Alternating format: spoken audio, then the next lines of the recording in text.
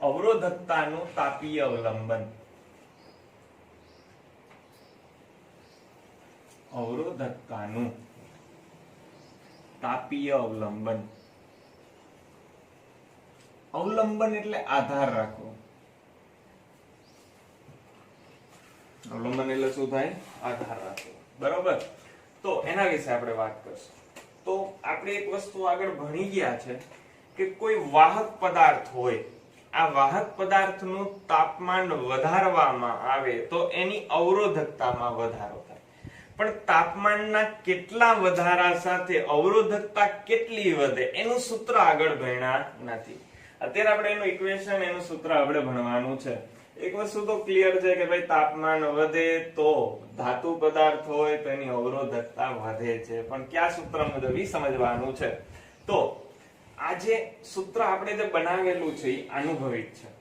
બરોબર. એક્સપેરિમેન્ટલી દરેક દ્રવ્ય માટે આપણે એક્સપેરિમેન્ટ કરેલા છે, એના બેઝ ઉપરથી તારવેલું છે. બધા દ્રવ્યો માટે 100% આ ઇક્વેશન લાગે એવું જરૂરી નથી. બરોબર. તો તાપમાનના મર્યાદિત ગાળાની અંદર જ આ સૂત્ર લાગે.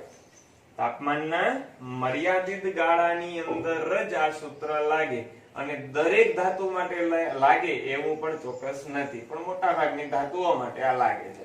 તો ઇક્વેશન આપણું આવું છે. ડાયરેક્ટલી ઇક્વેશન લખું. rho theta equal to rho theta 0 1 plus alpha theta minus theta 0. આની અંદર દરેક પદ શું છે એ આપણે સમજીએ. આ સૂત્ર ની તારવણી પણ તમે કરી શકો કે ભાઈ આ સૂત્ર, આ ઇક્વેશન કેવી રીતે, હું પણ એ આપણા સિલેબસ ની અંદર નથી. જો તમે નીટ ના બેઝ ઉપર ભણતા હોય, જેડબલ્યુ ના બેઝ ઉપર ભણતા હોય તો તમારે આનું સૂત્ર તારવતા પણ શીખવું પડે, પણ અત્યારે એની કોઈ જરૂર નથી તો હું કરાવતો નથી. આમાં દરેક પદ શું છે એની આપણે વાત કરી છે. પાછળ જે આપણે લે થીટા 0, થીટા 0 એટલે કહેવાય સંદર્ભ તાપમાન. થીટા 0 એટલે સંદર્ભ તાપમાન. ઓકે. પછી થીટા, થીટા એટલે તાપમાન. જે તાપમાને અવરોધકતા મેળવવાની હોય એ આલ્ફા, આલ્ફાને કહેવાય તાપીય ગુણાંક. આલ્ફાને શું કહેવાશે? તાપીય ગુણાંક. એનો એકમ છે ખાસ યાદ રાખજો, સેલ્સિયસ ઇન્વર્સ અથવા તો કેલ્વિન ઇન્વર્સ. કેમ ખબર પડે સેલ્સિયસ ઇન્વર્સ કે કેલ્વિન ઇન્વર્સ છે? જુઓ અહીંયા 1 નો એકમ કયો તો ના હોય, તો આ પદને પણ એકમ નો જ હોવો જોઈએ તો જ સરવાળો થાય. 11માં ભણ્યા ચેપ્ટર નંબર 2 માં. ઓકે ચાલો. તો હું અહીંયાથી કહી શકું કે ભાઈ આનો, આ તો તાપમાન છે તો આનો એકમ કાં તો સેલ્સિયસ હોય કાં તો કેલ્વિન હોય. એકમ નો થવા દેવો હોય તો આનો શું હોવો જોઈએ? સેલ્સિયસ ઇન્વર્સ અથવા તો કેલ્વિન ઇન્વર્સ.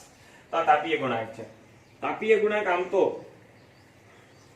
તાપમાન પર ડિપેન્ડ કરે છે, પણ આપણે જેટલા પણ ક્વેશ્ચન આની અંદર સોલ્વ કરશું, દાખલા સોલ્વ કરશું, લગભગ 95% આપણે તો લગભગ ઓલમોસ્ટ બધા ક્વેશ્ચન ની અંદર આલ્ફા છે એ અચળ હશે. તાપમાન ઉપર ડિપેન્ડ હોય છતાં પણ અચળ હોય. ઓકે. નીટ ની અંદર અમુક ક્વેશ્ચન એવા આવે છે જેમાં આલ્ફા ચેન્જ થાય. બાકી આપણા બોર્ડના સિલેબસ ની અંદર આમ તો 100% આપણે આલ્ફા હંમેશા કેવો લેશું? અચળ જ લેશું. ચાલો આગળ વાત કરીએ. rho theta 0.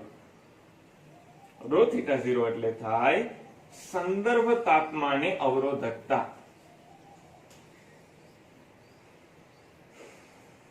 અને પછી છે rho theta. rho theta એટલે થીટા તાપમાને અવરોધકતા.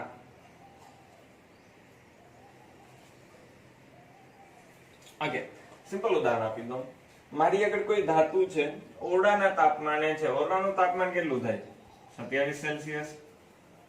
ત્યારે એની અવરોધકતા 1000 ઓહમ ઇન્ટુ મીટર છે. ઓછી રાખીએ 10 ઓહમ ઇન્ટુ મીટર છે. ઓરડાના તાપમાને મારી આગળ ધાતુ છે, એની અવરોધકતા કેટલી છે? 10 ઓહમ ઇન્ટુ મીટર. વધારે થઈ ગઈ, તમે ભણ્યા છો ધાતુઓ માટેની અવરોધકતાનું મૂલ્ય હોય 10⁻8 ઘાત થી 10⁻6, પણ મેં નોર્મલ વેલ્યુ ધારેલી છે. બરોબર. તો આટલી છે. તો આ કહેવાય સંદર્ભ તાપમાન અને આને કહેવાય સંદર્ભ તાપમાન અવરોધકતા. હવે હું તમને એમ પૂછું કે ભાઈ હું તાપમાન કરું છું 50 સેલ્સિયસ, તો અવરોધકતા કેટલી? તો એને કહેવાય rho theta. અને કોઈ પણ ધાતુ માટેનો આલ્ફા મેં કીધું એમ અચળ હોય, રકમમાં આપેલો હોય, તો આ કેલ્ક્યુલેશન તમે કરી શકો. ચાલો હજી આના ઉપરથી એક r વાળું સૂત્ર બનાવવામાં આવે છે અને ઈ ફેમસ છે આ ઇક્વેશન, એટલું ફેમસ નથી પણ r વાળું જે ઇક્વેશન છે એના દાખલા પણ આપણે આવશે તો ખાસ શીખવાનું છે. એક સૂત્ર આપણે આવડે છે r = ρ l / a થાય, આપણે આગળ ભણ્યા. ઓકે, r = શું થાય? r ચલે છે હું મૂકી દઉં તો અહીંયા શું ચેન્જ થાય? લંબાઈ ક્ષેત્રફળની અહીંયા કોઈ વાત નથી, તાપમાન સાથે અવરોધકતા બદલાય એની જ વાત આવે. તો r ચલે છે ρ. ઓકે, તાપમાન સાથે લંબાઈ બદલાઈ શકે પણ એની કોઈ અત્યારે વાત ના હોય. અત્યારે આપણે મેળવવાનું છે r ચલે છે ρ. તો r ચલે છે ρ થાય તો મને કયો છે ઇક્વેશન ઉપરનું શું થાય? તો આવું લખી શકાય r θ = r θ01 plus alpha θ minus θ0. ફરીથી અહીંયા દરેક પદ શું હશે આપણે બોલી જઈએ ભાઈ. θ0 હશે સંદર્ભ તાપમાન, θ એટલે તાપમાન, આલ્ફા એટલે તાપીય ગુણાંક, અચળાંક છે આ એક.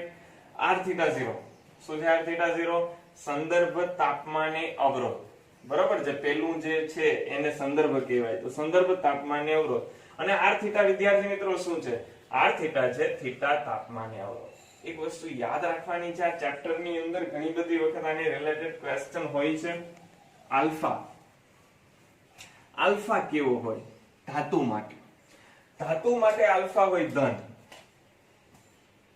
ધાતુ માટે આપણો આલ્ફા એટલે શું થાય? તાપીય ગુણાંક. કેવો હશે? ધન હશે.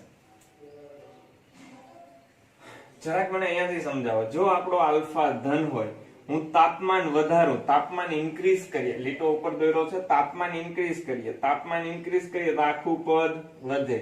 આખું પદ વધી 1 માં એડ થાય એટલે rθ વધે. તો હું લખી શકું કે જો ભાઈ આલ્ફા ધન હોય તો અવરોધ r વધે, અવરોધ વધે તો અવરોધકતા વધે. ઓકે, પણ સેમિકન્ડક્ટર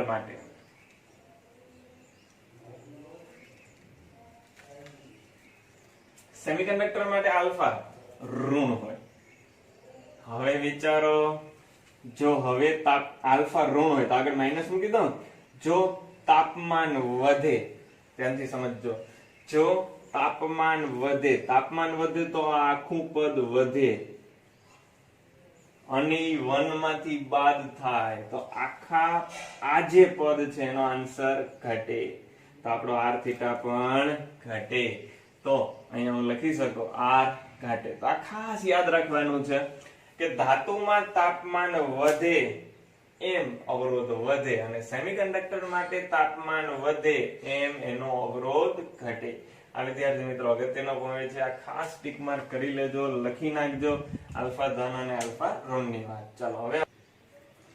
ચલો પ્રશ્ન આવો છે, જુદા જુદા દ્રવ્યો માટે યોગ્ય આલેખ દ્વારા તેની અવરોધકતામાં તાપમાન સાથે થતો ફેરફાર એની ચર્ચા કરો.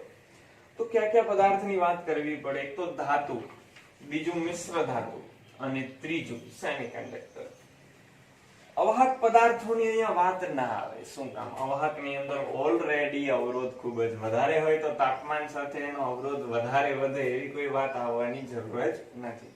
તો ત્રણ જ વસ્તુ ભણવી પડે, ધાતુ, મિશ્ર ધાતુ અને સેમિકન્ડક્ટર. અહીંયા જે મિશ્ર ધાતુઓ ભણશું એવી ભણશું જે તાપમાન ઉપર લગભગ આધાર રાખશે નહીં. રાખશે તો ખરી, કેમ કે મિશ્ર ધાતુ કેની બને?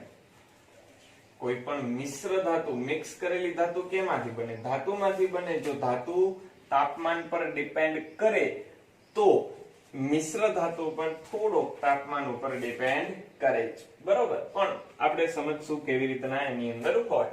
ઓકે, પહેલા વાત કરીએ ધાતુની. ધાતુ પદાર્થ માટે આપણે ખબર છે આલ્ફા, હમણાં જ ભણ્યા વિદ્યાર્થી મિત્રો, ધન હોય તો તાપમાન વધે એમ અવરોધ વધે, અવરોધકતા પણ વધે. તો જો કોઈ ધાતુ માટે આ ગ્રાફ દોરવામાં આવે તો એપ્રોક્સિમેટ ગ્રાફની અંદર એવું જોવા મળે છે કે જ્યારે તાપમાન 50 કેલ્વિન થી ઓછું હોય ત્યારે ρ અને t નો સંબંધ, ρ એટલે આપણે અવરોધકતા, t એટલે આપણું તાપમાન, આનો સંબંધ લગભગ અરેખીય હોય. શરૂઆતના તબક્કે તમે જુઓ છો 50 કેલ્વિન કરતા પણ ઓછા તાપમાને સંબંધ અરેખીય હોય. ઓકે, ઓરડાના તાપમાન લગભગ એપ્રોક્સિમેટ ઓરડાના તાપમાને આ સંબંધ થઈ જાય રેખીય. અરેખીય એટલે બેયમાં એક સરખો વધારો ના થાવો, રેખીય એટલે બેયમાં એક સરખો વધારો થાવો. તો એપ્રોક્સિમેટ જ્યારે ઓરડાનું તાપમાન, હજી આનાથી પણ આગળ જશું તો ઓરડાના તાપમાને સંબંધ લગભગ કેવો થઈ જશે? રેખીય થઈ જશે. ઓકે, ચાલો એ ગ્રાફમાં આપણે અહીંયા દર્શાવ્યું નથી પણ સંબંધ રેખીય થઈ જશે. ચાલો એવી જ રીતના ખૂબ જ ઊંચા તાપમાને ફરીથી આ સંબંધ બની જશે અરેખીય. તો 50 કેલ્વિન કરતા ઓછા તાપમાને અરેખીય, ઓરડાના તાપમાને રેખીય અને ખૂબ જ ઊંચા તાપમાને ફરીથી અરેખીય. તો ધાતુ પદાર્થ માટે આવું જોવા મળે. ખાસ યાદ રાખવાનું એનો આલ્ફા ધન હોય, જો આલ્ફા ધન હોય તો તાપમાન વધે તો અવરોધ વધે. ચાલો હવે વાત કરીએ મિશ્ર ધાતુઓની. ઘણી બધી પ્રકારની મિશ્ર ધાતુઓ છે. દાખલા તરીકે આપણી આગળ એક નાઇક્રોમ આવે છે. ઘણી બધી વખત પૂછાય છે કે નાઇક્રોમ કેની મિશ્ર ધાતુ છે. તો ખાસ યાદ રાખજો, અહીંયાથી યાદ રહી જાય તમને નિકલ, ક્રોમિયમ, એક યાદ રાખવું પડશે લોખંડ. બરોબર, નિકલ, ક્રોમિયમ, લોખંડ આ મિશ્ર ધાતુ છે. આની અવરોધકતા પહેલેથી જ ખૂબ વધારે હોય અને તાપમાન પર ઈ વધારે ડિપેન્ડેડ નથી. તાપમાનના વધારા સાથે અવરોધકતામાં ખાસો એવો કોઈ ફેરફાર થતો નથી. એક ધાતુ એવી છે જે તાપમાન ઉપર આધારિત જ નથી, છે મેંગેનીઝ. પૂછાઈ શકે એમસીક્યુ માં કઈ ધાતુનું અવરોધકતા તાપમાન પર આધારિત નથી, તો કઈ આવશે? મેંગેનીઝ. મેંગેનીઝ કેની મિશ્ર ધાતુ છે? મેંગેનીઝ, બરોબર, નિકલ અને આમાં આપણે યાદ રાખવું પડશે કોપર. આ ત્રણેયની એ શું છે? મિશ્ર ધાતુ છે. અને આ તાપમાન ઉપર ડિપેન્ડ કરતી નથી. તાપમાનમાં ખૂબ જ મોટો વધારો કરો ત્યારે કદાચ થોડી ઘણી અવરોધકતા વધે. જો આવો ક્વેશ્ચન પૂછે, આ ટેક્સ્ટ બુકમાં લખેલું છે કે તાપમાનથી મેંગેનીઝ સ્વતંત્ર છે, બરોબર. મેંગેનીઝની અવરોધકતા તાપમાનથી કેવી છે? સ્વતંત્ર છે. ક્યાંય પણ પ્રશ્ન પૂછાય કે નીચેનામાંથી કઈ ધાતુ માટે કે મિશ્ર ધાતુ માટે એની અવરોધકતા તાપમાનથી સ્વતંત્ર છે, આન્સર શું આવે? મેંગેનીઝ. ઓકે, એનો ગ્રાફ દોર્યો છે મિશ્ર ધાતુઓ માટે. આપણે જુઓ છે આ મિશ્ર ધાતુનો ગ્રાફ અહીંયાથી સ્ટાર્ટ થાય છે 1.10 અને 1.20. તાપમાન ઇન્ક્રીઝ કેટલું કરી રહ્યા છે? જુઓ 200 કેલ્વિન, 400, 600. આ ગ્રાફ લગભગ સ્ટ્રેટ મળે. આ બે વચ્ચે અવરોધકતા કેટલી થઈ? 0.10 ઓહમ ઇન્ટુ મીટર. આટલી અવરોધકતાનો ફેરફાર થાય છે. જો તાપમાનમાં ફેરફાર કેવો છે? ખૂબ જ મોટો, અવરોધકતામાં ખૂબ જ ઓછો.